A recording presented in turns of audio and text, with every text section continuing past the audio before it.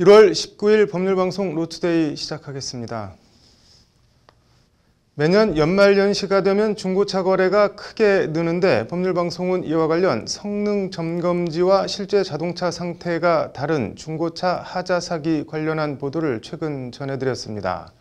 이런 고질적인 중고차 하자 사기가 근절되지 않고 있는 데엔 성능 점검지를 부실하게 심지어 허위로 작성해도 법적인 책임을 묻기 어려운 구조적인 문제가 자리 잡고 있습니다.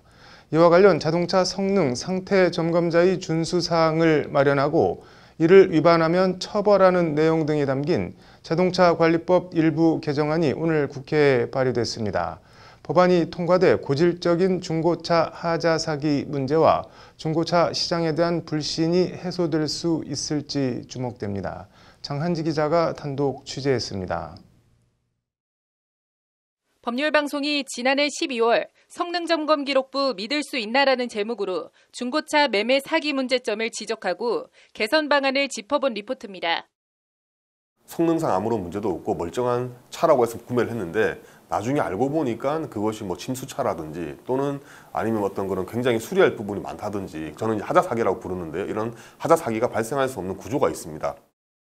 김 변호사가 말하는 구조는 이른바 자동차 성능지라 불리는 성능점검 기록부와 다르거나 성능지에 없는 하자가 있어도 성능지를 발급해준 쪽도 성능지를 가지고 중고차를 판매한 쪽도 어느 쪽도 이렇다 할 법적 책임을 지지 않는 법적 구멍을 지칭합니다. 그러니까 정비업체 같은 경우에는 내가 봤을 때는 자동차 상태가 멀쩡한 것 같다라고 이제 그렇게 사실 나중에 얘기를 하게 되면 법적으로는 책임을 피해갈 수 있는 어떤 그런 구멍이 있기 때문에 결과론적으로 보면 어느 누구도 좀 책임지기 어려운 그런 구조로. 이런 자동차 하자 사기 문제점을 해소하기 위해 국회 국토교통위원회 더불어민주당 홍기원 의원이 자동차관리법 일부 개정 법률안을 오늘 대표 발의했습니다. 법안은 제안위에서 먼저 중고자동차 매매 시 점검자의 부실한 점검 등으로 인해 실제 차량의 상태와 다르게 매수인에게 고지되는 경우가 빈번히 발생하고 있음에도 불구하고 이를 제재하기 위한 법적 근거가 미비해 소비자 피해가 발생한다는 점을 지적하고 있습니다. 이는 중고자동차 시장의 불신으로 이어지고 있는데 2019년 한 여론조사에 따르면 응답자의 76.4%가 중고차 시장을 부정적으로 보는 것으로 나타났고 그 이후로 응답자의 절반이 차량 상태 불신을 꼽았다는 것이 법안을 대표 발의한 홍기원 의원의 지적입니다. 소비자들은 잘못 알고 차를 사서 많은 불만을 갖는 거지 않습니까? 근데 차의 상태 점검한 결과를 정확하게 알리지 않아도 처벌 규정이 명확하지 않으니까 그런 일들이 계속 발생해 왔던 거잖아요. 그래서 이제 그 부분을 보완. 법안은 이에 먼저 자동차 성능 상태 점검 사업장들은 신고 기준을 갖춰서 각 관할관청에 신고하도록 규정하고 있습니다. 법안은 그러면서 자동차 관리 업무와 관련한 보고 검사 대상에 자동차 성능 상태 점검자를 추가하고 자동차 성능 상태 점검에 대한 단속을 실시할 수 있는 근거 규정을 신설했습니다. 자동차 성능 점검장을 관리제도 안으로 들여와 관리 사각지대를 해소하려는 취지입니다. 법안은 이와 함께 자동차 성능 상태 점검자가 거짓이나 부정한 방법으로 신고를 하거나 준수사항을 위반하는 경우 등에 대한 행정제재 처분을 내릴 수 있도록 명시했습니다. 법안은 또 자동차 성능 상태 점검자가 지켜야 할 구체적인 준수사항을 적시하는 한편 이를 위반할 경우 형사처벌 규정도 신설했습니다. 자동차를 점검하는 점검자 그리고 매매 사업자가 자동차 상태를 명확하게 소비자한테 알려줄 의무가 강화되는 거 그걸 이행하지 않으면 처벌받게 되니까 앞으로는 소비자가 사고자 하는 중고 자동차에 대한 상태에 대해서 정확한 정보를 법안은 아울러 현행 자동차 관리 사업 관련 업무 수행에 따른 필수적 기록, 관리 및 보존과 그 내용 중 일부를 전산정보 처리 조직으로 의무적으로 전송해야 하는 책임을 자동차 관리 사업자뿐만 아니라 자동차 성능 상태 점검자에게도 부여하는 내용 등도 함께 담았습니다. 법안이 통과되면 중고차 매매 시장에 대한 불신 해소와 신뢰 회복, 나아가 중고차 시장 활성화에도 큰 도움이 될 것이라는 게 홍기원 의원의 말입니다. 잘못된 정보로 인해서 불신을 가졌던 게 많이 해소가 될 수 있겠죠. 한마디로 말해서 중고 자동차 시장이 좀 더 신뢰를 갖고 소비자가 접할 수 있는 그러한 시장으로 개편이 되게 되면 중고차 시장이 훨씬 더 정상화되고 또 활성화될 수 있을 걸로. 홍기현 의원은 해당 자동차관리법 일부 개정안이 여야 간에 특별한 이견이 있을 게 없는 경제 활성화 민생 법안이니만큼 여야 동료 의원들의 이해와 협조를 구해 조속한 시일 내에 법안을 통과시키도록 하겠다고 밝혔습니다. 법률방송 장은지입니다. 말도 많고 탈도 많은 제51대 대한변협회장 선거 후보자 합동 토론회가 어제 오후 서울 역삼동 대한변협회관에서 열렸습니다. 우여곡절 끝에 토론회가 열리긴 열렸는데 5명의 후보 가운데 3명의 후보만 참석하는 반쪽짜리 토론회로 진행됐습니다. 이런 가운데서도 토론회에 참석한 3명의 후보들은 열띤 정책 토론회를 벌였다고 하는데 참석하지 않은 후보들에 대한 성토도 나왔다고 합니다. 왕성민 기자입니다. 어제 오후 열린 제51대 대한변협회장 선거 후보 토론회는 기호 2번 조현욱 후보와 기호 4번 이종엽 후보가 불참하는 파행 속에 시작됐습니다. 오늘 토론회에는 기호 2번 조현욱 후보와 기호 4번 이종엽 후보자께서 불참을 통보하셨습니다. 그래서 세 분 후보자를 모시고 진행하게 되었음을. 토론회는 대한변협 회무 운영 문제점과 개선 방안, 인공지능 AI 시대 변호사의 생존, 크게 두 주제에 대해 기호 1번 이종린, 기호 3번 황용환, 기호 5번 박종은 3명의 후보들이 각각 견해를 밝힌 뒤 후보자 간 질의응답을 하는 방식으로 진행됐습니다. 첫 발언에 나선 박종은 후보는 변협회장의 독단적인 의사결정과 이로 인한 대한변협의 정치적 중립성 침해 논란을 지적하며 변협위원회와 자문기구의 실질화가 필요하다고 강조했습니다. 예를 들어 사법평의회가 추천하지 않는 사람을 대법관, 헌법재판소 재판관, 공수처장 후보로 추천하는 것을 들 수 있습니다. 사법평의회가 있다면 사평의회의 의견을 물어서 추천하는 것이 옳다라고 생각됩니다. 선거 캠프 없이 단기 필마로 선거운동을 하고 있는 이종린 후보는 끼리끼리 이른바 변협 내 엽건주의 문제를 지적하며 당선되면 집행부의 60% 이상을 공모를 통해 모집하겠다는 파격적인 공약을 내세웠습니다. 집행부가 그대로 캠프에서 그대로 올라간다면 다른 분들의 다른 지역에 의견들이 수렴할 창구가 막힌다라는 결과가 될 수가 있기 때문에 이것은 반드시 막아야 되겠다. 그래서 공약으로도 제가 선거 캠프도 차리지 않지만 집행부를 60% 이상을 공모를 통해서. 황용환 후보도 변협회장의 정치적 중립성 시비에 대한 우려와 변협회장이 정관계 진출 통로가 되어선 안 된다고 경계하며 회원들에게 부담만 가중하는 불필요한 MOU부터 싹 다 정리하겠다고 목소리를 높였습니다. 현재의 변협이 과연 어떤 역할을 하고 있는지 우리 많은 회원들이 의문을 갖고 있습니다.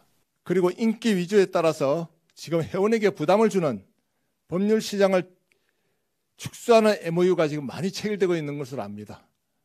이걸 폐지하겠습니다. 두 번째 주제인 AI 관련 토론에서는 사설 법률 플랫폼 문제가 집중적으로 도마에 올랐습니다.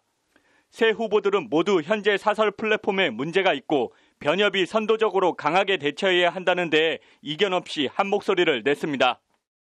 형사 범죄의 양형은 정형화된 몇 가지 조건만 입력해서 단순하게 판단할 수 있는 것이 아님에도 불구하고 현재 로톡의 형량 예측 시스템은 일반인의 호기심과 궁금증을 자극하는 방식으로 사실 불법적인 광고를. 변호사법을 위반하는 업체들은 변협 차원에서 엄정하게 대처하여 법조계가 자본에 잠식당하는 일이라든지 자본의 노예가 되는 일은 막겠습니다. 앞으로도 계속 형사고발 등 강력한 조치를 취해 나가고 이런 사업자들이 사업상 이득이 발생되지 않도록 하여 자동적으로 사업을 접도록 하는 것이. 다만 질의응답 시간에선 새 후보들이 변협 개혁 방안과 사설 플랫폼 문제 해결을 두고 강론에서 치열한 공방을 벌이기도 했습니다. 그 외에 일반 회계에서 10억, 20억, 25억이 회관 적립 기금으로 결국 남아서 적립을 하고 있다는 겁니다. 그래서 그 돈으로 AI를 개발하는 것이 필요하다는 게 제 생각입니다. 어떻게 하면 광고를 저렴하게 해갖고 우리 특히 청년 변호사들을 도울 수가 있을까? 그 문제입니다. 그럼 후보님께서는 이 문제는 어떻게 생각하십니까? 이건 이제 우리가 가야 될 길 아닙니까? 아까 그 협회장에 대해서 정관계 진출 금지 규정을 두겠다 이렇게 말씀을 하셨는데 의도는 뭐 저도 이해를 하겠습니다. 그런데 과연 그런 규칙을 제정을 하더라도 그게 실효성이 있을지. 한편 이날 토론회에선 토론회에 참석하지 않은 조현욱, 이종엽 두 후보에 대한 불만과 성토의 목소리가 여과 없이 흘러나오기도 했습니다. 오늘 이 토론회도 마찬가지입니다.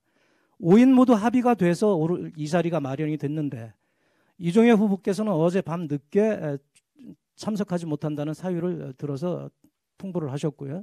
조현욱 후보께서는 시작되기 한 30분 전에 참석하지 못하겠다라는 이유 설명도 없이 통보를 하셨다고 하는데 이와 같이 약속을 쉽게 생각하시는 분들은 이종엽 후보는 변협에서 사전 협의 없이 일방적으로 토론회 날짜를 정해 준비 시간이 부족하다는 점을, 조현욱 후보는 이미 불참 후보가 나와 정상적인 토론이 어렵다는 점을 들어 최종 불참을 통보한 것으로 전해졌습니다.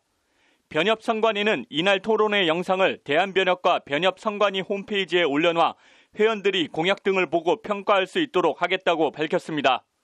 5명의 후보들이 이해득실을 따져 표 계산과 선거운동에 여념이 없는 가운데 25일 열리는 본투표가 이제 일주일 앞으로 성큼 다가왔습니다. 법률방송 왕성민입니다. 이혼한 뒤 양육비를 부담하기로 한 아빠가 형편이 너무 좋지 않다며 양육비를 깎아달라는 소송을 법원에 냈습니다. 법원 판결이 어떻게 나왔을까요? 판결문을 통해 사건을 다시 들여다보고 판결의 의미를 짚어보는 판결의 재구성, 양육비 관련한 사건 보시겠습니다. 지난 2010년 결혼한 김모, 박모 씨 부부가 있는데 2017년 남편 김 씨가 다른 여자와 바람을 피우다 아내 박 씨에게 발각이 났습니다. 박 씨는 이른바 상간녀 이모 씨를 상대로 위자료 지급 손해배상 소송을 내는 한편 남편 김 씨를 상대로 이혼 소송도 별도로 제기했습니다. 법원은 상간녀 이 씨는 박 씨에게 위자료 2,500만 원을 지급하라고 판결했고 남편 김 씨에 대해서도 박 씨에게 위자료 2,500만 원을 지급하고 이혼하라고 판결했습니다. 법원은 이와 함께 아내 박 씨를 아이의 친권자 및 양육자로 지정하고 남편 김 씨는 매월 80만 원의 양육비를 지급하라고 아울러 선고했습니다. 해당 판결은 2019년 5월 확정됐습니다. 남편 김 씨는 그러나 확정 판결 이듬해인 2020년 2월, 일단 2023년 2월까지는 양육비를 월 30만 원으로 깎아달라는 내용 등이 담긴 소송을 청구합니다. 형편도 상황도 건강도 너무 안 좋다는 건데 자신이 무직인 점, 어머니 집에 얹혀 사는데 어머니가 기초생활수급자보다 수입이 적은 점, 최근 몇 년 사이 수술 2차례 포함 95차례에 걸쳐 통원 치료를 받은 점 등 건강도 형편도 너무 안 좋으니 양육비를 감액해달라는 것이 김 씨의 요구입니다. 김 씨는 그러면서 자신의 승용차에 압류가 되어 있는 점, 지인과 친구에게 4,220만 원의 빚을 지고 있는 점 등 경제적 형편이 좋지 않은 점을 양육비 감액 사유로 거듭 강조했습니다. 한마디로 월 80만 원 양육비가 부담스럽다, 주고 싶어도 줄 형편이 못 된다는 게 남편 박 씨의 주장입니다. 부산가정법원 오대훈 판사는 그러나 이유 없다며 박 씨의 청구를 모두 기각했습니다. 재판부는 먼저 남편 김 씨가 이혼 직후부터 양육비를 제대로 지급하지 않은 것으로 보이는 점에 주목하고 사건을 면밀히 들여다봤습니다. 우선 아주 좋지 않다던 남편 김 씨의 건강 상태 관련해선 손가락 골절로 2차례 입원한 걸 제외하면 대부분 발열이나 감기 증상, 탈모 치료 등에 관한 것으로 드러났습니다. 재판부는 이에 근로 능력에 영향이 있을 만큼 청구인의 건강 상태가 나쁘다고 인정하기 어렵다고 판단했습니다. 무직으로 수입이 없다고 했는데 과세 유형을 확인해 보니 사업자 등록을 하고 영업을 하고 있는 것으로 나타났습니다. 과세 유형은 반기 매출 4,800만 원 이상 개인 사업자에 해당하는 일반 과세자였습니다. 지인, 친구에게 4,220만 원의 빚을 지고 있다는 주장에 대해서도 법원은 청구인이 제출한 증거들만으로는 이를 인정하기 어렵다고 판시했습니다. 승용차 압류에 대해선 해당 승용차가 외제차인 점을 들어 저당권이 설정되어 있어 승용차의 재산적 가치는 크지 않을 것으로 보이나 수년간 유지 비용은 계속 지출했다는 점을 지적했습니다. 종합해보면 양육비 감액이 불가피하다는 점을 인정하기 어렵고 달리 청구인의 주장을 인정할 근거가 없다는 것이 재판부 판단입니다. 재판부는 이에 따라서 이 사건 심판 청구는 이유 없으므로 기각한다고 판시했습니다. 양육비 관련 우리 대법원은 종전 양육비가 부당한지 여부는 자녀의 복리를 위하여 필요한지를 기준으로 양육비 감액이 자녀에게 미치는 영향을 우선적으로 고려하여야 한다는 판례를 정립하고 있습니다. 여러 사정을 종합적으로 참작하여 양육비 감액이 불가피한 경우에도 그러한 조치가 궁극적으로 자녀의 복리에 필요한 것인지에 따라 판단하여야 한다는 것이 대법원 판례입니다. 정말 형편이 어렵고 상황이 안 좋아 양육비를 주고 싶어도 못 주는 경우는 좀 다르게 생각해 볼 여지가 있지만 온갖 거짓말로 아이 양육비를 깎아보려 한 사람의 마음속은 어떻게 생겼는지 무슨 생각인지 잘 모르겠습니다. 쓰고 남고 여유가 있으면 주는 게 아니라 아무리 어려워도 그것부터 제일 먼저 줘야 하는 것, 그게 양육비 아닌가 합니다. 부모로서 책임 운운을 들먹일 필요도 없이 말입니다. 판결의 재구성이었습니다. 네, 이어서 법조계 소식 전해드리겠습니다. 김진욱 초대 공수처장 후보자가 검찰이 수사 중인 정권 관련 각종 현안 사건에 대해 모든 사건을 공수처가 넘겨받아 수사할 수는 없을 것이라고 말했습니다. 기획재정부가 코로나19 백신 무료 접종 총력 지원과 백신 부작용 정부 보상 원칙을 재확인했습니다. 이재명 경기도지사가 2차 재난지원금 10만 원을 전 도민에게 지급하기로 확정했습니다. 지급 시기는 방역 상황을 고려해달라는 더불어민주당의 요구에 따라 설 전이냐 설 이후냐를 놓고 검토 중이지만 설 전 지급이 유력한 것으로 알려졌습니다. 배우 장근석의 어머니 전모 씨가 연예기획사를 운영하면서 역외 탈세를 한 혐의에 대해 1심에서 징역 2년 6개월에 집행유예 4년과 벌금 30억 원을 선고받았습니다.